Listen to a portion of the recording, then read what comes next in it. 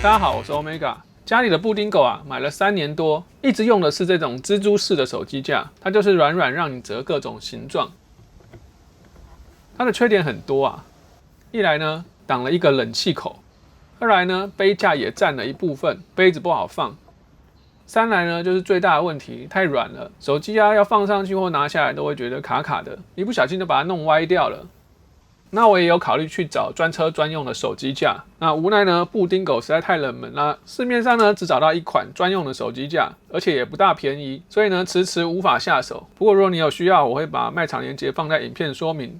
那今天就是要来介绍一下我自己 DIY 的手机架啦。先来看一下专车专用的手机架，它是在萤幕上套一层套子，左右呢各放一只手机。那我受到它的启发啊，觉得这个萤幕旁边的位置不错。不过呢，我要自己做萤幕的罩子啊，对我来说是比较难的，会需要用到一些 3D 列印之类的技术。所以呢，我看上萤幕后面这块置物空间，如果我能在这边放一块木板，再延伸出一只手臂到这个位置，锁上一般的手机架，这样应该就可以了。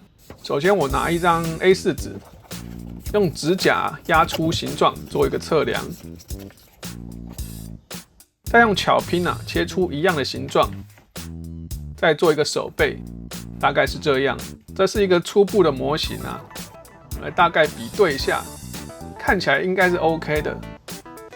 接着呢，拿一片不要的木板，依照巧拼的形状锯下来，钻洞锁上，再拿不要的手机架。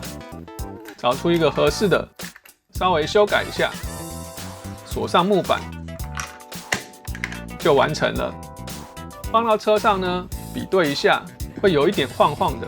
前面有一个小缝我用巧拼切一小条垫着，后面再用巧拼塞住，这样就稳了。手机放上来也是蛮稳的。最后呢是美化细节啦，手背这边呢，我觉得想要再切一个斜角会比较美观。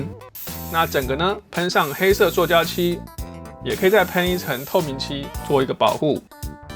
那垫条呢跟塞块我也改用黑色泡棉，看起来比较不会那么突兀。这样就完成啦。实际开上路呢也是稳稳的，真是太赞啦！好啦，那今天影片就到这边结束了。如果你还有什么问题，欢迎在下面留言告诉我，我都会一一回复你哦。最后，请记得帮我们影片按个赞和分享。频道的话就是订阅加上小铃铛。那我们就下次再见喽，拜拜。